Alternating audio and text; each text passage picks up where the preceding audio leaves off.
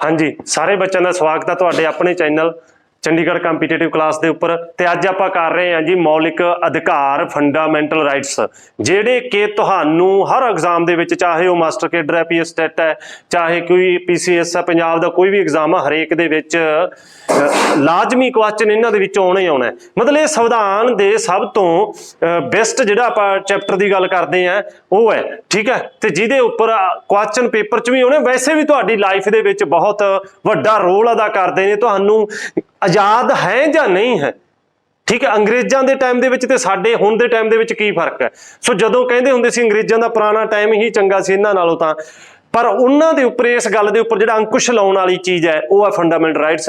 आपां ज़्यादा देर नहीं करते, अज शुरू करते। सब तो पहलां तां आपां नूं इह पता होना चाहिए है शब्द का मीनिंग। फंडामेंटल फंडामेंटल आ जिहड़ा शब्द है इहदा मतलब हुंदा है मूल जां मौलिक, ते राइट्स आ जिहड़ा इहदा मतलब हुंदा अधिकार, ठीक है। हुण कोई भी चीज़ है जिहड़ी मूल है, मूल तंतु है जिहड़ी जगह के उपर, मतलब जिंदगी नूं जिउण दे लई जिहड़ी बेसिक चीज़ है, फंडामेंटल है, जिहदे बिना तुसीं डिगनिटी दी एक जिंदगी नहीं जिउ सकदे, जिहदे बिना एक वधिया लाइफ नहीं जिउई जा सकदी। जिहड़ी चीज़ तुहानूं इह नहीं महसूस कराउंदी भी हाँ असीं वाकई आज़ाद हैं, ठीक है, तो वह चीज़ है जिहड़ी साडे कोल है मूल अधिकार, मतलब मूल शब्द फंडामेंटल। हुण पहलां अधिकार शब्द नूं समझ लईए। जिहड़ा अधिकार हुंदे ने ये कई किस्मां दे हुंदे ने, जिवें कि अपने कोल आ जांदे ने natural rights. Natural rights, natural rights मतलब कुदरती जिहड़े अधिकार है, जिहड़े कुदरत ने सानूं दित्ते होए ने। जिवें एक मां ने अपने बच्चे नूं जन्म देना, बच्चे नूं जन्म देना उहदा एक नैचुरल राइट्स है, ठीक है, जिहड़ा कि कोई भी सोसाइटी या कोई भी समाज या कोई भी राज नहीं खोंदा। दूसरे नंबर ते आपां देखदे आ जांदे ने अपने कोल ह्यूमन राइट्स। आम तौर पर तुसीं देखदे हो ह्यूमन राइट्स का वायलेशन किया, मतलब एक मनुख का दूसरे मनुख दे नाल जिहड़ा वतीरा है वो सोशली वतीरा होना चाहिए। एक मतलब ह्यूमन मानव है, वो एक ह्यूमन है, सो उहदे नाल जिहड़ा वतीरा जिहड़ा होना चाहिए वो एक लिहाजे च इस तरीके दे नाल होना चाहिए कि जानवरां दा नाल नहीं होना चाहिए। जिवें कि अमेरिका ने सामसदायन नूं उन्हां दा डिस्प्यूट सी कंट्री ते कब्जा किया ते उहनूं डेथ कीती, मतलब उहनूं फांसी दित्ती है पर पब्लिकली कीती गई है, ठीक है। सो इंसान है, इंसान तो गलती हो सकती है, पर जिहड़ा दूसरा इंसान है उहनूं एक मनुखी तरह, जिवें सिकंदर ने ते पोरस दे विच गल होई सी कि मेरे नाल किदां दा वतीरा, उन्हें कहा तेरे नाल किदां दा वतीरा करां, तां पौरस ने कहा जिहड़ा एक राजे नूं एक राजे नाल करना चाहिए। सो उन्हें फिर सिकंदर ने उन्होंने एक राज दुबारे आपदा वापस करता। सो ह्यूमन जिहड़ा हुंदा उन्हां दा बिहेवियर है जिहड़ा वो इस तरीके दा होना चाहिए। ह्यूमन राइट्स ने जिहड़े, उस तो बाद अपने कोल आ जांदे ने सोशल एंड इकनॉमिक राइट्स जी।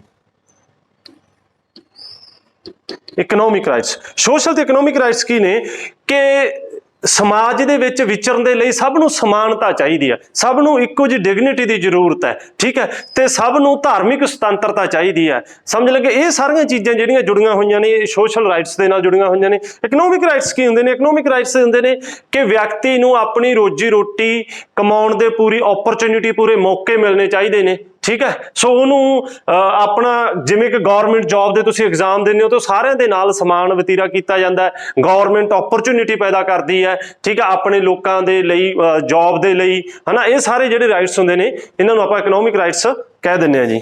हुण एक आ जांदे ने अपने कोल सिविक जां पोलीटिकल राइट्स, मतलब वो राइट्स ਜਿਹੜੇ ਸਾਨੂੰ ਇਹ ਮਹਿਸੂਸ ਕਰਾਉਣ ਵੀ ਅਸੀਂ ਇੱਕ ਡੈਮੋਕ੍ਰੈਟਿਕ ਲੋਕਤੰਤਰੀ ਰਾਜ ਦੇ ਵਿੱਚ, ਦੇਸ਼ ਦੇ ਵਿੱਚ ਰਹਿ ਰਹੇ ਹਾਂ। ਜਿਵੇਂ ਵੋਟ ਦਾ ਅਧਿਕਾਰ ਆ ਗਿਆ, ਤੁਹਾਡੇ ਕੋਲ ਵੋਟ ਦਾ ਅਧਿਕਾਰ ਆ ਗਿਆ, ਜਾਂ ਪ੍ਰੋਪਰਟੀ ਨੂੰ ਗ੍ਰਹਿਣ ਕਰਨ ਦਾ ਅਧਿਕਾਰ ਆ ਗਿਆ। ਪਹਿਲਾਂ ਇਹ ਸਾਰੇ ਕੀ ਨੇ ਸਿਵਲ ਜਾਂ ਪੋਲੀਟੀਕਲ ਰਾਈਟਸ ਨੇ ਜਿਹੜੇ ਤੁਹਾਨੂੰ ਆਪਣੀ ਦੇਸ਼ ਦੇ ਵਿੱਚ, ਚਾਹੇ ਉਹ ਰਾਸ਼ਟਰਪਤੀ ਦੀ ਚੋਣ ਲੜਨੀ ਹੈ, ਚਾਹੇ ਪ੍ਰਧਾਨ ਮੰਤਰੀ ਬਣਨਾ, ਹਰ ਬੰਦਾ ਗਰੀਬ ਤੋਂ ਗਰੀਬ, ਹਰ ਧਰਮ ਦਾ ਬੰਦਾ, ਹਰ ਜਾਤ ਦਾ ਬੰਦਾ ਹੈ, ਮਤਲਬ ਕਿਸੇ ਵੀ ਪੋਲੀਟੀਕਲ ਪੋਸਟ ਤੇ ਪਹੁੰਚ ਸਕਦਾ। ਇਹ ਤੁਹਾਡੇ ਸਾਰੇ ਪੋਲੀਟੀਕਲ ਰਾਈਟਸ ਆ ਜਾਂਦੇ ਨੇ। ਹੁਣ ਇਹ ਜਿੰਨੇ ਵੀ ਆਪਣੇ ਰਾਈਟਸ ਆਏ ਨੇ, ਹਨਾ, ਇਹਦੇ ਵਿੱਚ ਸੋਸ਼ਲ ਰਾਈਟਸ ਦੇ ਵਿੱਚ ਧਾਰਮਿਕ ਰਾਈਟਸ ਵੀ ਆ ਜਾਂਦੇ ਨੇ, ਅੱਗੇ ਅਲੱਗ-ਅਲੱਗ ਬਹੁਤ ਤਰ੍ਹਾਂ ਦੇ ਜਿਹੜੇ ਆਪਣੇ ਰਾਈਟਸ ਆ ਜਾਂਦੇ ਨੇ। ਇਹਨਾਂ ਸਾਰੇ ਰਾਈਟਸਾਂ ਦੇ ਵਿੱਚੋਂ ਕੁਝ ਰਾਈਟਸਾਂ ਨੂੰ ਬਾਹਰ ਕੱਢ ਕੇ ਰੱਖ ਲਿਆ ਜਾਂਦਾ ਜਾਂਦਾ, ਖਾਸ ਤਵੱਜੋ ਦਿੱਤੀ ਜਾਂਦੀ ਆ, ਜਿਨ੍ਹਾਂ ਨੂੰ ਆਪਾਂ ਕਹਿੰਦੇ ਆ ਫੰਡਾਮੈਂਟਲ ਰਾਈਟਸ। ਮਤਲਬ ਇਹਨਾਂ ਦੇ ਵਿੱਚੋਂ ਕੁਝ ਰਾਈਟਸਾਂ ਨੂੰ ਆਪਾਂ ਵਿੱਚ ਲੈ ਲੈਂਦੇ ਹੁੰਦੇ ਆ, ਜਿਨ੍ਹਾਂ ਨੂੰ ਮੂਲ ਜਾਂ ਮੌਲਿਕ ਅਧਿਕਾਰ ਬਣਾ ਦਿੰਦੇ ਆ ਆਪਣੇ ਨਾਗਰਿਕਾਂ ਦੇ ਲਈ। ਮਤਲਬ ਇਹਦੇ ਵਿੱਚ ਆਉਣ ਦੇ ਨਾਲ ਫਰਕ ਕੀ ਪੈ ਜਾਂਦਾ ਕਿ ਇਹਨਾਂ ਨੂੰ ਕਿਸੇ ਵੀ ਐਗਜ਼ੀਕਿਊਟਿਵ ਐਕਸ਼ਨ ਦੇ ਨਾਲ ਜਾਂ ਕਾਰਜਪਾਲਿਕਾ ਤੁਹਾਡੇ ਤੋਂ ਖੋਹ ਨਹੀਂ ਸਕਦੀ, ਸਰਕਾਰ ਖੋਹ ਨਹੀਂ ਸਕਦੀ। ਇਹਨਾਂ ਨੂੰ ਖੋਹਣ ਦੇ ਲਈ ਬਕਾਇਦਾ ਸੰਸਦ ਦੁਆਰਾ ਕੋਈ ਪ੍ਰਵਿਧਾਨ ਬਣਾਇਆ ਜਾਊਗਾ ਤੇ ਇਹਨਾਂ ਦੀ ਸਪੈਸ਼ਲ ਕੇਅਰ ਟੇਕਰ ਦੇ ਉੱਤੇ ਕਿਹਨੂੰ ਰੱਖਿਆ ਜਾਂਦਾ ਹੁੰਦਾ, ਸੁਪਰੀਮ ਕੋਰਟ ਜਾਂ ਹਾਈ ਕੋਰਟ ਤੁਹਾਡੀ ਇਸ ਚੀਜ਼ ਦੀ ਕੇਅਰ ਕਰਦੀ, ਕੇਅਰ ਟੇਕਰ ਹੁੰਦੀ ਹੈ ਕਿ ਕਿਸੇ ਵੀ ਜਿਹੜੇ ਮਤਲਬ ਨਾਗਰਿਕ ਨੇ ਮੇਰੇ ਦੇਸ਼ ਦੇ ਤੇ ਉਹਨਾਂ ਦੇ ਇਹ ਅਧਿਕਾਰ ਆ ਜਿਹੜੇ ਖੋਏ ਨਾ ਜਾਣ। ਪਰ ਆਪਾਂ ਜਿਹੜੀ ਹੁਣ ਚੀਜ਼ ਕਰਨ ਜਾ ਰਹੇ ਹਾਂ, ਠੀਕ ਹੈ, ਮੇਨ ਚੀਜ਼ ਫੰਡਾਮੈਂਟਲ ਰਾਈਟਸ ਦੇ ਵਿੱਚ ਕੀ ਹੈ। ਅਸਲ ਦੇ ਵਿੱਚ ਜਿਹੜੀ ਸਾਰੀ ਗੇਮ ਚੱਲਣੀ ਹੈ, ਇਹਦੇ ਵਿੱਚੋਂ ਪਿਛਲੇ ਇਤਿਹਾਸ ਤੋਂ ਲੈ ਕੇ ਹੁਣ ਤੱਕ ਦਾ ਜਿਹੜਾ ਆਜ਼ਾਦੀ ਤੋਂ ਬਾਅਦ ਦਾ ਸਮਾਂ ਆਇਆ ਸੀਗਾ, ਉਹਦੇ ਵਿੱਚ ਸੀਗੇ ਇੱਕ ਪਾਸੇ ਤਾਂ ਫੰਡਾਮੈਂਟਲ ਰਾਈਟਸ ਚੱਲਦੇ ਨੇ ਜੀ, ਤੇ ਦੂਜੇ ਪਾਸੇ ਚੱਲਦੇ ਸੀਗੇ directive principal of state policy. ਹੁਣ ਇਹਨਾਂ ਨੂੰ ਸਮਝਣਾ ਬਹੁਤ ਜ਼ਰੂਰੀ ਹੈ। ਇਹ ਜਿਹੜੇ ਫੰਡਾਮੈਂਟਲ ਰਾਈਟਸ ਨੇ ਭਾਗ 3 ਦੇ ਵਿੱਚ ਆ ਜਾਂਦੇ ਨੇ, ਇਹ ਭਾਗ 4th ਦੇ ਵਿੱਚ ਆ ਜਾਂਦੇ ਨੇ। ਮਤਲਬ ਇੱਕ ਤਰ੍ਹਾਂ ਦੇ ਨਾਲ ਇਹ ਇੱਕ ਦੂਜੇ ਦੇ ਵਿਰੋਧੀ ਵੀ ਰਹੇ ਨੇ ਤੇ ਸਾਥ-ਸਾਥ ਵੀ ਚੱਲੇ ਨੇ। ਸਾਰੀਆਂ ਚੀਜ਼ਾਂ ਇਹਨਾਂ ਦੇ ਵਿੱਚ ਵਾਪਰਦੀਆਂ ਨੇ, ਹਨਾ। ਡਾਇਰੈਕਟਿਵ ਪ੍ਰਿੰਸੀਪਲ ਸਟੇਟ ਪਾਲਿਸੀ, ਰਾਜ ਦੀ ਨੀਤੀ ਦੇ ਨਿਰਦੇਸ਼ਕ ਸਿਧਾਂਤ, ਇਹ ਜਿਹੜੇ ਹੈਗੇ ਨੇ ਇਹ ਨਾਗਰਿਕਾਂ ਨੂੰ ਦਿੱਤੇ ਗਏ ਨੇ, ਇਹ ਲੋਕਾਂ ਨੂੰ ਦਿੱਤੇ ਗਏ ਨੇ, ਜਿਹੜੇ ਮਤਲਬ ਭਾਰਤ ਦੇ ਵਿੱਚ ਨੇ ਉਹਨਾਂ ਸਿਟੀਜ਼ਨਾਂ ਨੂੰ ਦਿੱਤੇ ਗਏ ਨੇ। ਇਹ ਜਿਹੜੇ ਨੇ ਇਹ ਹੈਗੇ ਨੇ ਸਟੇਟ ਜਾਂ ਸਰਕਾਰ ਦੇ ਫਰਜ਼, ਇੱਕ ਤਰ੍ਹਾਂ ਨਾਲ ਇਹ ਕਹਿ ਦਈਏ। ਸੰਵਿਧਾਨ ਬਣਾਉਣ ਵਾਲਿਆਂ ਨੇ, ਸਰਕਾਰ, ਉਹਨਾਂ ਨੂੰ ਪਤਾ ਸੀ ਆਉਣ ਵਾਲੇ ਟਾਈਮ 'ਚ ਵੱਖ-ਵੱਖ ਤਰ੍ਹਾਂ ਦੀਆਂ ਸਰਕਾਰਾਂ ਆਉਣਗੀਆਂ, ਕਈ ਚੰਗੇ ਲੋਕ ਵੀ ਆਉਣਗੇ ਸੰਸਦ ਦੇ ਵਿੱਚ, ਕਈ ਮਾੜੇ ਲੋਕ ਵੀ ਆਉਣਗੇ। ਸੋ ਉਹਨਾਂ ਨੂੰ ਇੱਕ ਡਾਇਰੈਕਸ਼ਨ ਦਿੱਤੀ ਆ, ਜਿਵੇਂ ਡਾਇਰੈਕਟਰ ਫਿਲਮ ਬਣਾਉਣ ਵੇਲੇ ਇੱਕ ਡਾਇਰੈਕਸ਼ਨ ਦਿੰਦਾ ਹੁੰਦਾ ਵੀ ਤੂੰ ਇਸ ਤਰੀਕੇ ਦੇ ਨਾਲ ਡਾਇਲੋਗ ਬੋਲਣਾ, ਇਸ ਜਗ੍ਹਾ ਤੇ ਖੜਨਾ। ਸੇਮ ਸੰਵਿਧਾਨ ਬਣਾਉਣ ਦੇ ਜਿਹੜੇ ਸੰਵਿਧਾਨਿਕ ਮੇਕਰ ਸੀਗੇ ਕਨਸਟੀਟਿਊਐਂਟ ਅਸੈਂਬਲੀ ਦੇ, ਉਹਨਾਂ ਨੇ ਡਾਇਰੈਕਸ਼ਨ ਦਿੱਤੀ ਆਉਣ ਵਾਲੀਆਂ ਸਰਕਾਰਾਂ ਨੂੰ, ਪਾਰਲੀਮੈਂਟ ਨੂੰ, ਵੀ ਤੁਸੀਂ ਇਸ ਤਰੀਕੇ ਦੇ ਆ ਜਿਹੜੇ ਕੰਮ ਕਰਨੇ ਨੇ। ਮਤਲਬ directive principal of state policy, ਇਹ ਕੀ ਸੀਗੀਆਂ, ਇਹ ਡਿਊਟੀਆਂ ਸੀਗੀਆਂ ਗਵਰਨਮੈਂਟ ਦੀਆਂ, ਇਹ ਕੀ ਸੀਗੇ, ਇਹ ਅਧਿਕਾਰ ਸੀਗੇ ਲੋਕਾਂ ਦੇ। ਹੁਣ ਇਹਦੀ ਜਿਹੜੀ ਰੱਖਿਆ ਕਰਨ ਵਾਸਤੇ ਆਪਣੇ ਕੋਲੇ ਆਰਟੀਕਲ ਆ ਜਾਂਦਾ 13, ਅਨੁਛੇਦ 13, ਤੇ ਜਿਹੜੇ ਇਹ ਆਰਟੀਕਲ ਚੱਲਦੇ ਸੀਗੇ ਇਹਨਾਂ ਦੀ ਰੱਖਿਆ ਕਰਨ ਦੇ ਲਈ ਪਾਰਲੀਮੈਂਟ ਨੇ ਯੂਜ਼ ਕੀਤਾ ਆਰਟੀਕਲ 368। ਬੜਾ ਚਿਰ ਇਹਨਾਂ ਦੋਨਾਂ ਆਰਟੀਕਲਾਂ ਦੇ ਵਿੱਚ ਕਲੈਸ਼ ਰਿਹਾ ਜੀ, ਸਮਝ ਲੱਗੇ। ਸੋ ਇਹਦੀ ਕੇਅਰ ਟੇਕਰ ਜਿਹੜੀ ਆ ਉਹ ਸੁਪਰੀਮ ਕੋਰਟ ਬਣੀ ਰਹੀ ਹੈ। ਇਹਨੂੰ ਜਿਹੜਾ ਕੀ ਆ ਕਿ ਸੰਸਦ ਜਾਂ ਜਿਹਨੂੰ ਆਪਾਂ ਪਾਰਲੀਮੈਂਟ ਕਹਿ ਦਿੰਦੇ ਆ, ਉਹਨੇ ਇਹਨੂੰ ਡਾਇਰੈਕਟਿਵ ਪ੍ਰਿੰਸੀਪਲਾਂ ਨੂੰ ਇੰਪਲੀਮੈਂਟ ਕਰਨ ਦੀ ਕੋਸ਼ਿਸ਼ ਕੀਤੀ। ਹਾਂ, ਇਹ ਵੀ ਲੋਕਾਂ ਦੇ ਲਈ ਹੈ, ਇਹ ਵੀ ਪਬਲਿਕ ਦੇ ਲਈ ਹੈ, ਪਰ ਇਹ ਕਿਤੇ ਨਾ ਕਿਤੇ ਕਈ ਵਾਰ ਪਬਲਿਕ ਤੋਂ ਬਾਹਰ ਸਰਕਾਰ ਆਪਣੇ ਬੈਨੀਫਿਟਾਂ ਦੇ ਲਈ ਵੀ ਯੂਜ਼ ਕਰ ਲੈਂਦੀ ਆ, ਪਰ ਇਹ ਨਿਰੋਲ ਕਿਹਦੇ ਲਈ ਹੈ, ਲੋਕਾਂ ਦੇ ਲਈ ਹੈ, ਠੀਕ ਹੈ। ਸੋ ਇਹ ਆਪਾਂ ਨਾਲ ਫੰਡਾਮੈਂਟਲ ਰਾਈਟਸ ਵੀ ਕਰਾਂਗੇ, ਨਾਲ ਕਿਹੜੇ ਕੇਸ ਆਏ ਨੇ ਇਹਦੇ ਵਿੱਚ, ਚਾਹੇ ਉਹ ਗੋਲਕਨਾਥ ਹੋਵੇ, ਸੱਜਣ ਦਾ ਹੋਵੇ, ਕੇਸ਼ਵਾਨੰਦ ਭਾਰਤੀ, ਸਾਰੇ ਕੇਸਾਂ ਦੀ ਵੀ ਨਾਲ ਸਟੱਡੀ ਕਰਾਂਗੇ, ਜਿਹੜੇ ਇਹਨਾਂ ਆਰਟੀਕਲਾਂ ਦੇ ਉੱਪਰ ਆਏ ਨੇ, ਕਲੈਸ਼ ਹੁੰਦੇ ਨੇ ਜਿੱਥੇ ਜੀ। ਚਲੋ ਆਪਾਂ ਜ਼ਿਆਦਾ ਦੇਰ ਨਾ ਕਰਦੇ ਹੁੰਦੇ। ਅਸਲ ਦੇ ਵਿੱਚ ਕੁਝ ਕੁਐਸਚਨ ਹੁੰਦੇ ਨੇ ਜਿਹੜੇ ਫੈਕਟ ਬੇਸਡ ਹੁੰਦੇ ਨੇ, ਕੁਝ ਕੁਐਸਚਨ ਹੁੰਦੇ ਨੇ ਜਿਹੜੇ ਕਨਸੈਪਟ ਬੇਸਡ ਹੁੰਦੇ ਨੇ, ਸਮਝ ਲੱਗੇ ਗੱਲ। ਸੋ ਜ਼ਿਆਦਾ ਆਪਾਂ ਜ਼ੋਰ ਕਨਸੈਪਟ ਤੇ ਦੇਵਾਂਗੇ, ਪਰ ਫੈਕਟ ਨੂੰ ਵੀ ਨਹੀਂ ਛੱਡਾਂਗੇ, ਕਿਉਂਕਿ ਸਿੱਧੇ ਡਾਇਰੈਕਟ ਜਿਹੜੇ ਕੁਐਸਚਨ ਪੇਪਰਾਂ ਦੇ ਵਿੱਚ ਪੁੱਛੇ ਜਾਂਦੇ ਨੇ, ਸਮਝ ਲੱਗੇ। ਆਜੋ ਆਪਾਂ ਸ਼ੁਰੂ ਕਰਦੇ ਹਾਂ। ਹਾਂਜੀ, these are the in short. ਪਹਿਲੀ ਗੱਲ ਤਾਂ ਫੰਡਾਮੈਂਟਲ ਰਾਈਟਸ ਨੇ ਜਿਹੜੇ ਆਪਣੇ ਮੌਲਿਕ ਅਧਿਕਾਰ ਨੇ, ਇਹਨਾਂ ਵਿੱਚੋਂ ਜਿਹੜੇ ਐਗਜ਼ਾਮ ਦੇ ਵਿੱਚ ਡਾਇਰੈਕਟ ਕੁਐਸਚਨ ਪੁੱਛੇ ਜਾਂਦੇ ਨੇ, ਉਹ ਪੁੱਛਿਆ ਜਾਂਦਾ ਹੈ ਕਿ ਭਾਗ ਕਿਹੜੇ ਦੇ ਵਿੱਚ ਨੇ ਇਹ ਜੀ, ਭਾਗ 3 ਦੇ ਵਿੱਚ ਨੇ।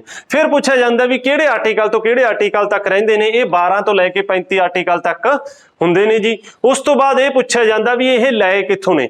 ਦੇਖੋ, ਇਹ ਆਪਾਂ ਕਿੱਥੋਂ ਲਏ ਨੇ, ਅਮਰੀਕਾ ਤੋਂ ਲਏ ਆ, USA ਦੇ ਕਨਸਟੀਟਿਊਸ਼ਨ ਤੋਂ ਲਏ ਆ। ਪਰ ਜਦੋਂ ਉਹਨਾਂ ਨੂੰ ਆਜ਼ਾਦ ਹੋਇਆ ਟੀ ਪਾਰਟੀ ਤੋਂ ਬਾਅਦ, ਜਿਹੜੀ ਉੱਥੇ ਰੈਵੋਲੂਸ਼ਨ ਆਇਆ, ਤਾਂ ਬਿੱਲ ਆਫ ਰਾਈਟਸ ਬੋਲਿਆ ਜਾਂਦਾ ਸੀਗਾ ਇਹਨਾਂ ਨੂੰ ਅਮਰੀਕਾ ਦੇ ਵਿੱਚ। ਚਾਹੇ ਬੇਸਿਕਲੀ ਫੰਡਾਮੈਂਟਲ ਰਾਈਟਸ ਦੀ ਕਹੀਏ ਤਾਂ ਆਪਾਂ ਕਿਤੇ ਨਾ ਕਿਤੇ ਜੜ ਜਾ ਕੇ UK 'ਚ ਜੁੜਦੀ ਹੈ, ਮੈਗਨਾ ਕਾਰਟਾ ਦੇ ਨਾਲ ਜਾ ਜੁੜਦੀ ਹੈ ਜੀ, ਠੀਕ ਹੈ। ਸੋ ਇਸ ਤੋਂ ਬਾਅਦ ਜਿਹੜੀ ਨੈਕਸਟ ਗੱਲ ਆਉਂਦੀ, ਅਕੋਰਡਿੰਗ ਟੂ ਅੰਬੇਦਕਰ ਨੇ ਕੀ ਕਿਹਾ ਸੀਗਾ ਕਿ ਸਭ ਤੋਂ ਕ੍ਰਿਟੀਸਾਈਜ਼ਡ ਇਹ ਫੰਡਾਮੈਂਟਲ ਰਾਈਟਸ ਇੱਕ ਐਸੀ ਚੀਜ਼ ਸੀਗੀ ਸੰਵਿਧਾਨ ਸਭਾ ਦੇ ਵਿੱਚ, ਜਦੋਂ ਸਾਰੇ ਮੁੱਦਿਆਂ ਤੇ, ਚਾਹੇ ਉਹ ਐਮਰਜੈਂਸੀ ਦੇ ਸੀ, ਕੋਈ ਵੀ ਆਰਟੀਕਲ ਸੀ ਜਾਂ ਕੋਈ ਵੀ ਪਾਰਟ ਸੀਗਾ, ਸਭ ਤੋਂ ਵੱਧ ਡਿਸਕਸ਼ਨ ਹੋਈ ਹੈ, ਜਿਹੜੀ ਸਭ ਤੋਂ ਵੱਧ ਬਾਰ-ਬਾਰ ਜਿਹੜਾ ਸੋਧਾਂ ਹੋਈਆਂ ਨੇ ਉਹ ਫੰਡਾਮੈਂਟਲ ਰਾਈਟਸ ਤੇ ਹੋਈਆਂ ਨੇ, ਤੇ ਜਿਹਦੇ ਵਿੱਚ ਸਹਿਮਤੀ ਹੈ ਜਿਹੜੀ ਕਿਤੇ ਨਾ ਕਿਤੇ ਘਟ ਰਹੀ ਹੈ, ਹਨਾ, ਕੋਈ ਨਾ ਕੋਈ ਵਿਰੋਧ ਦਾ ਜਿਹੜਾ ਝੱਲਣਾ ਪਿਆ। ਅੰਬੇਦਕਰ ਨੇ ਕੀ ਕਿਹਾ ਸੀਗਾ ਕਿ ਮੋਸਟ ਕ੍ਰਿਟੀਸਾਈਜ਼ਡ ਪਾਰਟ ਆਫ ਕਨਸਟੀਟਿਊਸ਼ਨ, ਕਿਉਂਕਿ ਇਹਦੇ ਵਿੱਚ ਕੀ ਸੀਗਾ ਕਿ ਇਹਦੇ ਵਿੱਚ ਕਈ ਵਰਗਾਂ ਨੂੰ ਤਾਂ ਅਧਿਕਾਰ ਮਿਲ ਗਏ, ਕਈ ਵਰਗ ਨੂੰ ਕਿਤੇ ਨਾ ਕਿਤੇ ਪਿੱਛੇ ਹਟ ਗਏ। ਜਿਵੇਂ ਕਿ ਸੋਸ਼ਲੀ ਤੌਰ ਦੇ ਉੱਪਰ ਆਪਾਂ ਕਹੀਏ ਤਾਂ SC ST ਨੂੰ ਇਹਦੇ ਵਿੱਚ ਪ੍ਰੋਵੀਜ਼ਨ ਮਿਲ ਗਈ, ਬੇਦਕਾਰ ਕਾਰਨ ਉਹਨਾਂ ਨੂੰ ਤਵੱਜੋ ਮਿਲੀ, ਪਰ ਕਿਤੇ ਨਾ ਕਿਤੇ ਜਿਹੜੀ ਖਾਸ ਜਗ੍ਹਾ ਸੀਗੀ ਔਰਤਾਂ ਦੇ ਲਈ ਸੀਗੀ, ਜਿਹੜੀ ਉਸ ਤੋਂ ਵੀ ਪਛੜੀਆਂ ਹੋਈਆਂ ਸੀਗੀਆਂ, ਉਹਨਾਂ ਨੂੰ ਉਹਨਾਂ ਨਰੋਲ ਖੁੱਲ੍ਹ ਕੇ ਜਾਂ ਉਹਨਾਂ ਵਾਸਤੇ ਕੋਈ ਸਪੈਸ਼ਲ ਆਰਟੀਕਲ ਦੇ ਅੰਡਰ ਉਹਨਾਂ ਨੂੰ ਕੋਈ ਖਾਸ ਤਵੱਜੋ ਨਹੀਂ ਦਿੱਤੀ ਗਈ। ਸਮਝ ਲੱਗੇ ਗੱਲ? ਕਿਤੇ ਨਾ ਕਿਤੇ ਇਗਨੋਰ ਰਹੇ ਨੇ ਜੀ, ਠੀਕ ਹੈ। ਪਰ ਇੱਕ ਗੱਲ ਹੋਰ ਵੀ ਇਹਦੇ ਵਿੱਚ ਆਉਂਦੀ ਹੈ ਕਿ ਨਹਿਰੂ ਜੀ ਨੇ ਕੀ ਕਿਹਾ ਸੀਗਾ, ਕਹਿੰਦਾ ਪੋਲੀਟੀਕਲ ਡੈਮੋਕ੍ਰੇਸੀ ਹੈ ਜਿਹੜੀ ਤਦ ਤੱਕ ਸੰਭਵ ਨਹੀਂ ਹੋ ਸਕਦੀ ਜਦ ਤੱਕ ਇਕਨੋਮਿਕ ਡੈਮੋਕ੍ਰੇਸੀ ਦੇਸ਼ ਦੇ ਵਿੱਚ ਐਸਟੈਬਲਿਸ਼ ਨਹੀਂ ਹੁੰਦੀ, ਠੀਕ ਹੈ। ਸੇਮ ਹੀ ਇਸ ਗੱਲ ਨੂੰ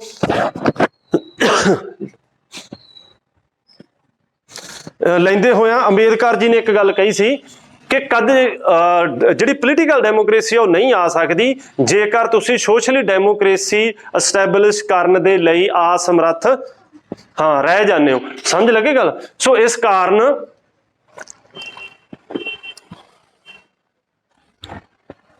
ਇਹਨਾਂ ਨੇ ਫੰਡਾਮੈਂਟਲ ਰਾਈਟਸ ਤੇ ਸਾਰੀ ਕੌਂਸਟੀਟਿਊਂਟ ਅਸੈਂਬਲੀ ਨੇ ਸਭ ਤੋਂ ਵੱਧ ਜ਼ੋਰ ਲਾਇਆ ਜੀ, ਠੀਕ ਹੈ। ਅੱਗੇ ਆਪਣੇ ਆ ਜਾਂਦਾ ਫੰਡਾਮੈਂਟਲ ਰਾਈਟਸ ਨੇ ਜਿਹੜੇ ਜਸਟੀਬਲ ਨੇ। ਇਹ ਸ਼ਬਦ ਬਹੁਤ ਮਹੱਤਵਪੂਰਨ ਹੈ, ਸਮਝ ਲੱਗੇ?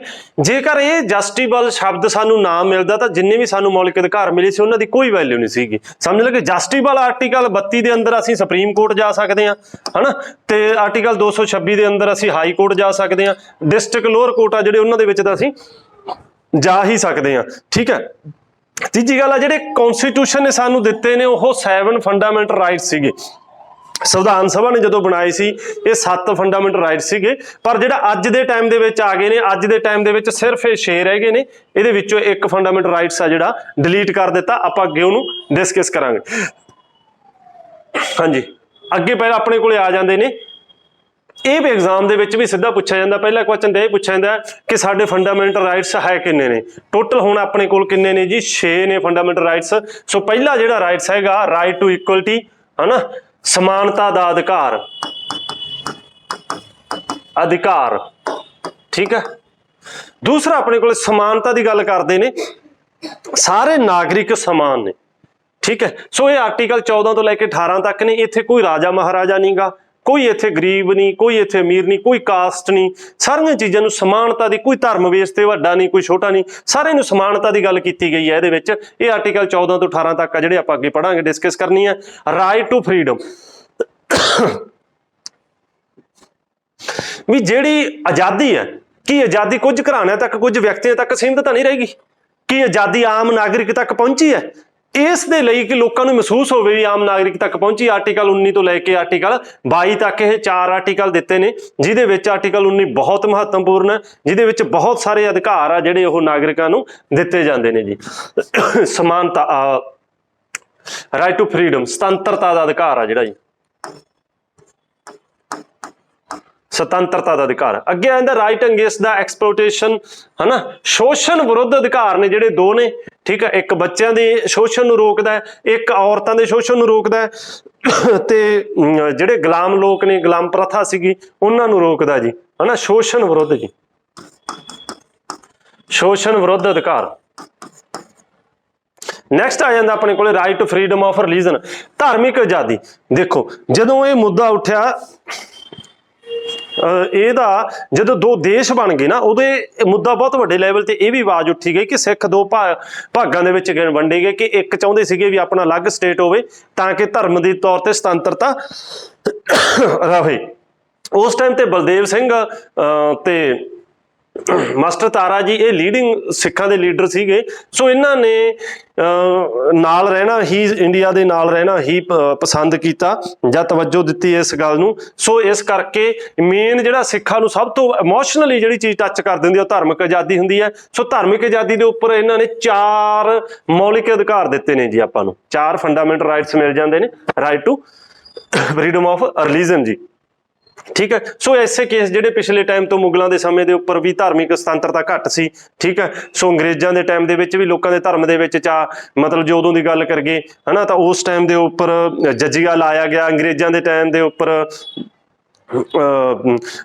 ਜਿਵੇਂ ਕੰਪਨੀ ਨੇ ਕਈ ਲੋਕਾਂ ਦੇ ਧਰਮ ਨੂੰ ਭ੍ਰਿਸ਼ਟ ਕਰਨ ਦੀ ਕੋਸ਼ਿਸ਼ ਕੀਤੀ ਹਨਾ, ਸਿੱਖਾਂ ਦੇ ਧਾਰਮਿਕ ਸਥਾਨਾਂ ਦੇ ਉੱਚ ਮਹੰਤਾਂ ਨੂੰ ਵਾੜਿਆ ਗਿਆ। ਸੋ ਧਾਰਮਿਕ ਆਜ਼ਾਦੀ ਬਹੁਤ ਇੰਪੋਰਟੈਂਟ ਇਸ਼ੂ ਸੀਗਾ, ਇਹਨਾਂ ਨੂੰ ਵੀ ਮੌਲਿਕ ਅਧਿਕਾਰ ਦੇ ਵਿੱਚ ਰੱਖਿਆ ਗਿਆ। ਅੱਗੇ ਆ ਜਾਂਦਾ ਕਲਚਰ ਐਂਡ ਐਜੂਕੇਸ਼ਨਲ ਰਾਈਟਸ। ਇੱਕ ਤਰ੍ਹਾਂ ਦੇ ਨਾਲ ਆਪਾਂ ਕਹਿ ਦਈਏ ਇਹ ਮਿਨੋਰਟੀ ਦੇ ਰਾਈਟਸ ਨੇ, ਮਤਲਬ ਜਿਹੜੇ ਘੱਟ ਗਿਣਤੀ ਦੇ ਵਿੱਚ ਆ ਜਾਂਦੇ ਨੇ। ਘੱਟ ਗਿਣਤੀ ਕਾਸ ਬੇਸ ਤੇ, ਉਹ ਲੈਂਗੁਏਜ ਬੇਸ ਤੇ ਵੀ ਹੋ ਸਕਦੀ ਹੈ ਹਨਾ, ਕਲਚਰ ਬੇਸ ਤੇ ਵੀ ਹੋ ਸਕਦੀ ਹੈ ਤੇ ਨਾਲ ਹੀ ਧਾਰਮਿਕ ਬੇਸ ਤੇ ਵੀ ਹੋ ਸਕਦੀ ਹੈ। ਜਿਵੇਂ ਸਿੱਖ ਧਰਮ ਹੈ ਜਿਹੜਾ ਸੈਂਟਰ ਲੈਵਲ ਤੇ ਆ ਹਨਾ, ਸਿੱਖ ਧਰਮ ਨੂੰ ਮਿਨੋਰਟੀ ਚ ਗਿਣਿਆ ਜਾਂਦਾ ਜਿਹੜਾ ਆਪਣਾ ਯੂਨੀਅਨ ਲੈਵਲ ਤੇ ਹੈ ਜੀ। ਠੀਕ ਹੈ, ਸੋ 5 ਆਪਣੇ ਕੋਲ ਇਹ ਹੋ ਗਏ। ਤੇ ਜਿਹੜਾ 6ਵਾਂ ਅਧਿਕਾਰ ਸੀਗਾ ਆਪਣੇ ਕੋਲ ਰਾਈਟ ਟੂ ਪ੍ਰੋਪਰਟੀ, ਆਰਟੀਕਲ 31 ਦੇ ਅੰਦਰ ਆਉਂਦਾ ਸੀਗਾ।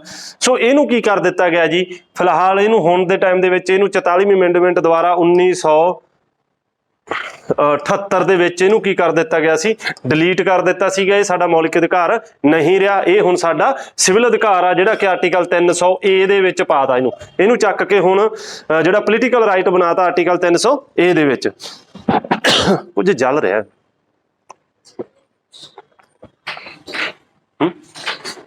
ਦੇਖ ਕੇ ਉਹਨੂੰ ਸਿਲੰਡਰ ਵਗੈਰਾ। ਹਾਂਜੀ, ਅੱਗੇ ਆ ਜਾਂਦਾ ਆਪਣੇ ਕੋਲੇ ਰਾਈਟ ਟੂ ਕਨਸਟੀਟਿਊਸ਼ਨਲ ਰੈਮਡੀ। ਮਤਲਬ ਰੈਮਡੀ ਜੀ ਹੁੰਦਾ ਉਪਚਾਰ ਹਨਾ, ਉਪਚਾਰ ਕਰਨਾ। ਕੋਈ ਬਿਮਾਰੀ ਲੱਗ ਜਾਂਦੀ ਹੈ ਉਹਦੇ ਲਈ ਆਪਾਂ ਦਵਾਈ ਵਰਤਦੇ ਹਾਂ, ਵੈਦ ਕੋਲੇ ਜਾਂਦੇ, ਉਹ ਕੀ ਕਰਦਾ ਉਪਚਾਰ। ਸੋ ਜਿੰਨੇ ਵੀ ਸਾਡੇ ਅਧਿਕਾਰ ਨੇ ਜੇਕਰ ਇਹਨਾਂ ਨੂੰ ਖੋਇਆ ਜਾਂਦਾ, ਖੁੰਝ ਜਾਂਦੇ ਨੇ, ਤਾਂ ਇਹਦਾ ਉਪਚਾਰ ਆ ਜਿਹੜਾ ਉਹ ਆਰਟੀਕਲ 32 ਦੇ ਵਿੱਚ ਹੈ, ਜਿਹਨੂੰ ਹਰਟ ਐਂਡ ਸੋਇਲ ਦਾ ਨਾਂ ਦਿੱਤਾ ਗਿਆ ਜੀ। ਠੀਕ ਹੈ, ਨੈਕਸਟ ਆਪਾਂ ਦੇਖਦੇ ਹਾਂ ਅੱਗੇ ਜਾ ਕੇ ਆਲ ਫॉर ਸਿਟੀਜ਼ਨ। ਮਤਲਬ ਫੰਡਾਮੈਂਟਲ ਰਾਈਟਸ ਨੇ ਜਿਹੜੇ, ਇਹਨਾਂ ਦੀਆਂ ਵਿਸ਼ੇਸ਼ਤਾਵਾਂ ਕੀ ਨੇ, ਕਰੈਕਟਰਿਸਟਿਕਸ ਕੀ ਨੇ, ਇਹਦੇ ਵਿੱਚੋਂ ਵੀ ਕੁਐਸਚਨ ਪੁੱਛਿਆ ਜਾਂਦਾ ਜਿਹੜਾ B ਗ੍ਰੇਡ ਜਾਂ C ਗ੍ਰੇਡ ਦੇ ਵਿੱਚ ਹੁੰਦਾ। ਠੀਕ ਹੈ, citizen and some of foreigner. ਮਤਲਬ ਜਿਹੜੇ ਆਲ ਜਿਹੜੇ ਰਾਈਟਸ ਨੇ ਸਾਡੇ ਸਿਟੀਜ਼ਨ ਦੇ ਲਈ ਅਵੇਲੇਬਲ ਨੇ ਜੀ। ਠੀਕ ਹੈ, ਤੇ ਕੁਝ ਫੋਰਨਰ ਤੇ ਲੀਗਲ ਪਰਸਨਾਂ ਦੇ ਲਈ ਵੀ ਨੇ। ਜਿਵੇਂ ਆਰਟੀਕਲ 15, 16, 19, 29 ਤੇ 30 ਇਹ ਜਿਹੜੇ ਰਾਈਟਸ ਨੇ ਆਰਟੀਕਲ ਨੇ, ਇਹ ਸਿਰਫ ਤੇ ਸਿਰਫ ਸਿਟੀਜ਼ਨ ਦੇ ਲਈ ਨੇ। ਤੇ ਬਾਕੀ ਦੇ ਜਿਹੜੇ ਰਾਈਟਸ ਨੇ, ਮਤਲਬ ਬਾਕੀ ਇਹਨਾਂ ਸਿਟੀਜ਼ਨ ਦੇ ਲਈ ਤਾਂ ਸਾਰੇ ਨੇ। ਠੀਕ ਹੈ, ਪਰ ਜਿਹੜੇ ਆਹ ਆਰਟੀਕਲ ਆ ਗਏ ਨੇ ਇਹ ਫੋਰਨਰ ਵਗੈਰਾ ਜਾਂ ਲੀਗਲ ਪਰਸਨ ਨੇ ਜਿਹੜੇ ਕੰਪਨੀ ਆ ਜਾਂਦੇ ਉਹਨਾਂ ਦੇ ਲਈ ਨਹੀਂ ਹੁੰਦੇ ਜੀ। ਉਸ ਤੋਂ ਬਾਅਦ ਆ ਜਾਂਦਾ ਕਿ ਜਿਹੜੇ ਆਰਟੀਕਲ ਨੇ ਇਹ ਵਾਕਈ ਇਹ ਐਬਸੋਲੂਟ ਨੇ ਜੀ ਜਾਂ ਕੁਆਲੀਫਾਈਡ ਨੇ। ਇਹ ਸਵਾਲ ਖੜਾ ਹੋ ਜਾਂਦਾ। ਐਬਸੋਲੂਟ ਹੁੰਦਾ ਕਿ ਪੱਕੇ ਤੌਰ ਤੇ ਜਿਹੜਾ ਤੁਹਾਨੂੰ ਅਧਿਕਾਰ ਮਿਲ ਗਿਆ, ਤੁਹਾਡਾ ਮਿਲ ਗਿਆ, ਉਹਨੂੰ ਕਿਸੇ ਤਰੀਕੇ ਦੇ ਨਾਲ ਅਬਰੇਜ ਨਹੀਂ ਕੀਤਾ ਜਾਂਦਾ, ਕਿਸੇ ਤਰੀਕੇ ਨਾਲ ਉਹਨੂੰ ਲਿਮਟਡ ਨਹੀਂ ਕੀਤਾ ਜਾਂਦਾ, ਉਹਨੂੰ ਖਤਮ ਨਹੀਂ ਕੀਤਾ ਜਾਂਦਾ, ਉਹਨੂੰ ਸਸਪੈਂਡ ਨਹੀਂ ਕੀਤਾ ਜਾਂਦਾ। ਪਰ ਫੰਡਾਮੈਂਟਲ ਰਾਈਟਸ ਐਬਸੋਲੂਟ ਨਹੀਂ ਹੈਗੇ ਜੀ, ਇਹਨਾਂ ਨੂੰ ਟਾਈਮ ਟੂ ਟਾਈਮ ਸਸਪੈਂਡ ਵੀ ਕੀਤਾ ਜਾਂਦਾ ਐਮਰਜੈਂਸੀ ਦੇ ਟਾਈਮ ਤੇ ਪਾਰਲੀਮੈਂਟ ਇਹਨਾਂ ਨੂੰ ਸਪੈਸ਼ਲ ਲੋਕਾਂ ਦੇ ਹਿੱਤ ਦੇ ਵਿੱਚ ਇਹਨਾਂ ਨੂੰ ਕਿਤੇ ਨਾ ਕਿਤੇ ਘਟਾ ਵੀ ਸਕਦੀ ਹੈ ਜੀ। ਸੋ ਇਹ ਕੁਆਲੀਫਾਈਡ ਨੇ। ਕੁਝ ਇਹਨਾਂ ਦੇ ਉੱਪਰ ਰਿਸਟ੍ਰਿਕਸ਼ਨਾਂ ਵੀ ਲੱਗੀਆਂ ਹੋਈਆਂ ਨੇ ਹਨਾ, ਜਿਵੇਂ ਜਿਵੇਂ ਆਰਟੀਕਲ ਮਿਲੇ ਨੇ ਉਹਨਾਂ ਦੇ ਉੱਪਰ ਰਿਸਟ੍ਰਿਕਸ਼ਨਾਂ ਲੱਗੀਆਂ ਹੋਈਆਂ ਨੇ ਜੀ। ਤੇ most of them against the arbitrary action of state. ਹਾਂਜੀ, ਕਿਉਂਕਿ ਧੱਕਾ ਕੌਣ ਕਿਸੇ ਨਾਲ ਕਰਦਾ? ਧੱਕਾ ਕੌਣ ਕਰਦਾ? ਧੱਕਾ ਉਹ ਕਰਦਾ ਜਿਹਦੇ ਕੋਲ ਪਾਵਰ ਹੈ। ਸਮਝ ਲੱਗੇ ਨਾ, ਜਿਹਦੇ ਕੋਲ ਜ਼ਿਆਦਾ ਪਾਵਰ ਹੈ, ਉਹ ਜਿਹੜੇ ਕੋਲ ਪਾਵਰ ਥੋੜੀ ਹੈ ਜਾਂ ਗਰੀਬ ਆ, ਲਾਚਾਰ ਹੈ, ਉਹਦੇ ਨਾਲ ਉਹ ਧੱਕਾ ਕਰਨ ਦੀ ਕੋਸ਼ਿਸ਼ ਕਰਦਾ। ਤੇ ਸਭ ਤੋਂ ਪਾਵਰਫੁਲ ਸਟੇਟ ਦੇ ਵਿੱਚ ਕੌਣ ਹੁੰਦਾ? ਸਰਕਾਰ ਹਨਾ। ਤੇ ਸਰਕਾਰ ਹੀ ਆਪਣੇ ਮਤਲਬ ਵਿਅਕਤੀ ਦੇ ਨਾਲ, ਨਾਗਰਿਕਾਂ ਨਾਲ ਧੱਕਾ ਕਰ ਸਕਦੀ ਹੈ। ਇਸ ਕਰਕੇ ਮੋਸਟਲੀ ਜਿਹੜੇ ਅਧਿਕਾਰ ਨੇ ਉਹ ਸਰਕਾਰ ਜਾਂ ਸਟੇਟ ਦੇ ਵਿਰੁੱਧ ਨਾਗਰਿਕਾਂ ਨੂੰ ਦਿੱਤੇ ਗਏ ਨੇ ਜੀ। ਕੁਝ ਨਾਗਰਿਕਾਂ ਦੇ ਵਿਰੁੱਧ ਵੀ ਨਾਗਰਿਕਾਂ ਦੇ ਅਧਿਕਾਰ ਹੈਗੇ ਨੇ, ਪਰ ਮੋਸਟਲੀ ਜਿਹੜੇ ਹੈਗੇ ਨੇ ਸਟੇਟ ਦੇ ਆ ਜੀ। ਸਮ ਆਫ ਦਾ ਦਿਨ ਨੈਗੇਟਿਵ ਇਨ ਕਰੈਕਟਰ, ਮਤਲਬ ਨੈਗੇਟਿਵ ਕੁਝ ਅਧਿਕਾਰ ਨੇ ਜਿਹੜੇ ਖੋਹਦੇ ਨੇ, ਕੁਝ ਅਧਿਕਾਰ ਹੁੰਦੇ ਨੇ ਫੰਡਾਮੈਂਟਲ ਰਾਈਟਸ ਨੇ ਜਿਹੜੇ ਕੁਝ ਦਿੰਦੇ ਨੇ। ਜਿਵੇਂ ਹੁਣ ਆਰਟੀਕਲ 18 ਦੀ ਗੱਲ ਕਰੀਏ, ਆਰਟੀਕਲ ਜਿਹੜਾ 18 ਜਾਂ ਅਨੁਛੇਦ 18 ਹੈ, ਇਹ ਕੀ ਕਹਿੰਦਾ? ਅਬੋਲਿਸ਼ਨ ਆਫ ਟਾਈਟਲ, ਮਤਲਬ ਟਾਈਟਲ ਖਤਮ ਕਰ ਰਿਹਾ। ਇਹ ਕੀ ਕਰ ਰਿਹਾ? ਰਾਜੇ ਮਹਾਰਾਜਿਆਂ ਦੀ ਜਿਹੜੀ ਡਿਗਨਿਟੀ ਬਣਾਈ ਸੀਗੀ ਉਹਨਾਂ ਨੇ, ਉਹ ਆਪਣਾ ਹੂਆ ਬਣਾਇਆ ਸੀਗਾ, ਰਾਜਾ, ਮਹਾਰਾਜਾ, ਰਾਏ ਬਹਾਦਰ, ਇਹਨਾਂ ਚੀਜ਼ਾਂ ਨੂੰ ਉਹਨਾਂ ਨੇ ਸਰਕਾਰ ਨੇ ਖੋਹ ਲਿਆ, ਕਿਉਂਕਿ ਇਹ ਆਰਟੀਕਲ 14 ਦੇ ਵਿਰੁੱਧ ਹੈ। ਠੀਕ ਹੈ, ਇਕੁਅਲਿਟੀ ਬਿਫੋਰ ਲਾਅ, ਲਾਅ ਦੀਆਂ ਨਜ਼ਰਾਂ ਦੇ ਵਿੱਚ ਸਾਰੇ ਸਮਾਨ ਨੇ। ਇਸ ਕਰਕੇ ਕਿਸੇ ਨੂੰ ਖਾਸ ਤਵੱਜੋ ਨਹੀਂ ਦਿੱਤੀ ਜਾ ਸਕਦੀ। ਸਮਝ ਲੱਗੀ ਗੱਲ? ਤੇ ਕਿਸੇ ਨੂੰ ਘਟਾਇਆ ਨਹੀਂ ਜਾ ਸਕਦਾ ਜੀ। ਅੱਗੇ ਆ ਜਾਂਦਾ ਨਾਟ ਪਰਮਾਨੈਂਟ ਐਂਡ ਰਿਪੀਲਡ ਬਾਈ ਪਾਰਲੀਮੈਂਟ। ਇਹ ਕੁਐਸਚਨ ਬਹੁਤ ਜ਼ਬਰਦਸਤ ਹੈ ਕਿ ਫੰਡਾਮੈਂਟਲ ਰਾਈਟਸ ਪਰਮਾਨੈਂਟ ਨੇ, ਇਸ ਹਿੱਸੇ ਨੂੰ ਪਾਰਲੀਮੈਂਟ ਜਾਂ ਕੋਈ ਵੀ ਛੇੜ ਨਹੀਂ ਸਕਦੀ। ਪਰਮਾਨੈਂਟ ਨਹੀਂ ਹੈਗੇ ਜੀ। ਪਾਰਲੀਮੈਂਟ ਪਾਰਲੀਮੈਂਟ ਆਰਟੀਕਲ 368 ਦੇ ਅੰਦਰ ਇਹਨਾਂ ਨੂੰ ਅਮੈਂਡ ਕਰ ਸਕਦੀ ਹੈ। ਇਹਦੇ ਉੱਪਰ ਤਾਂ ਆਪਾਂ ਕਾਫੀ ਕੁਝ ਅੱਗੇ ਕਰਾਂਗੇ, ਠੀਕ ਹੈ। ਸੋ ਇਹਨਾਂ ਨੂੰ ਰਿਪੀਲ ਵੀ ਕਰ ਸਕਦੀ ਹੈ ਕਿਉਂਕਿ ਆਰਟੀਕਲ 31 ਕੀਤਾ ਹੋਇਆ ਹੀ ਆਲਰੇਡੀ ਆਪਣੇ ਕੋਲ ਐਗਜ਼ਾਮਪਲ ਪਈ ਆ। ਇਸ ਤੋਂ ਬਾਅਦ ਆ ਜਾਂਦਾ ਸਸਪੈਂਡ ਡਿਊਰਿੰਗ ਦਾ ਨੈਸ਼ਨਲ ਐਮਰਜੈਂਸੀ। ਸੋ ਨੈਸ਼ਨਲ ਐਮਰਜੈਂਸੀ ਹੈ ਜਿਹੜੀ ਨੈਸ਼ਨਲ ਐਮਰਜੈਂਸੀ ਆ, ਤੁਹਾਨੂੰ ਪਤਾ ਹੀ ਆ ਕਿ ਇਹ ਆਪਣੇ ਕੋਲੇ 352 ਤੋਂ ਲੈ ਕੇ 360 ਤੱਕ ਨੈਸ਼ਨਲ ਐਮਰਜੈਂਸੀਆਂ ਹੀ ਚੱਲਦੀਆਂ ਨੇ ਜੀ।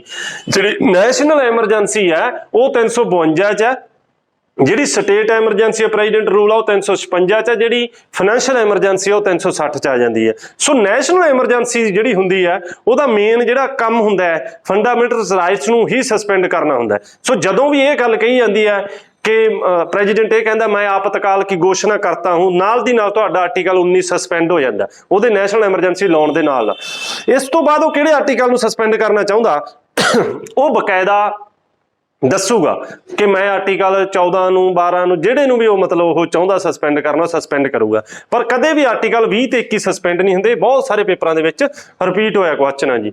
ਇਸ ਤੋਂ ਬਾਅਦ scope of operation limited by ਦਾ ਆਰਟੀਕਲ 31, ਮਤਲਬ ਜਿਹੜਾ ਆਰਟੀਕਲ 31A 31B ਤੇ 31C ਨੇ ਇਹਨਾਂ ਨੇ ਜਿਹੜਾ ਫੰਡਾਮੈਂਟਲ ਰਾਈਟਸ ਦਾ ਜਿਹੜਾ ਆਪਰੇਸ਼ਨ ਦਾ ਸਕੋਪ ਸੀਗਾ ਜਿਹੜਾ ਇਹ ਫੈਲੇ ਹੋਏ ਸੀਗੇ ਉਹਨੂੰ ਕਿਤੇ ਨਾ ਕਿਤੇ ਲਿਮਟਡ ਕੀਤਾ ਜੀ, ਹਨਾ। ਫੰਡਾਮੈਂਟਲ ਰਾਈਟਸ ਤੇ ਅੰਕੁਸ਼ ਲਾਇਆ ਕਿਤੇ ਨਾ ਕਿਸੇ ਜਗ੍ਹਾ ਤੇ ਜਾ ਕੇ। ਅੱਗੇ ਆ ਜਾਂਦਾ ਮਤਲਬ ਜਿਵੇਂ ਕਿ ਜਿਹੜੀ ਪ੍ਰੋਪਰਟੀ ਸੀਗੀ ਸਰਕਾਰ ਨੇ ਪ੍ਰੋਪਰਟੀ ਗ੍ਰਹਿਣ ਕਰਨੀ ਸੀਗੀ, ਹਨਾ, ਸਮਾਨਤਾ ਲਿਆਉਣੀ ਸੀ, direct principle of state policy ਆ ਜਿਹੜੇ ਨੂੰ ਇੰਪਲੀਮੈਂਟ ਕਰਨ ਦੇ ਲਈ ਕਿਤੇ ਨਾ ਕਿਤੇ ਫੰਡਾਮੈਂਟਲ ਰਾਈਟਸ ਨੇ ਕੰਪਰੋਮਾਈਜ਼ ਕੀਤਾ ਗਿਆ ਜੀ। So application of them limited for force. ਹੁਣ ਜਿਵੇਂ ਫੋਰਸ ਦੀ ਗੱਲ ਕਰੀਏ ਆਪਾਂ, ਮਿਲਟਰੀ ਹੋ ਗਈ, ਪੈਰਾਮਿਲਟਰੀ ਹੋ ਗਈ, ਪੁਲਿਸ ਹੋ ਗਈ, ਬਾਰਡਰ ਸਿਕਿਉਰਿਟੀ ਫੋਰਸ ਹੋ ਗਈ, ਜਿੰਨੀਆਂ ਵੀ ਮਤਲਬ ਜਿਨ੍ਹਾਂ ਦੇ ਵਰਦੀ ਪੈਂਦੀ ਹੈ ਸਾਰੀਆਂ ਫੋਰਸਾਂ ਨੇ ਉਹਨਾਂ ਨੂੰ ਉਨੇ ਅਧਿਕਾਰ ਨਹੀਂ ਮਿਲਦੇ ਜਿੰਨੇ ਕਿ ਆਮ ਨਾਗਰਿਕ ਨੂੰ ਮਿਲਦੇ ਨੇ। ਬੇਸ਼ੱਕ ਉਹ ਵੀ ਭਾਰਤ ਦੇ ਨਾਗਰਿਕ ਹੀ ਹੈਗੇ ਨੇ ਪਰ ਉਹਨਾਂ ਦੇ ਇਹ ਫੰਡਾਮੈਂਟਲ ਰਾਈਟਸ ਆ ਜਿਹੜੇ ਉਹ ਲਿਮਟਡ ਕੀਤੇ ਗਏ ਨੇ।